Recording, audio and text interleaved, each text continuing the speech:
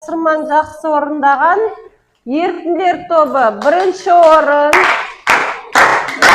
екінші орынға неге шапалақтап отырмыз? Екінші орынға су тобы, үшінші орын заттар тобына береміз. Соған байланысты. Тыныш. Енді мында келіп балдар аяқталған жоқ қой. Осыған байланысты біз не істейміз? Бүгінгі сабаққа байланысты. Рефлексия жасаймыз. Оқушылар бір-бірден, мысал, бірінші мына топ қойып шығады.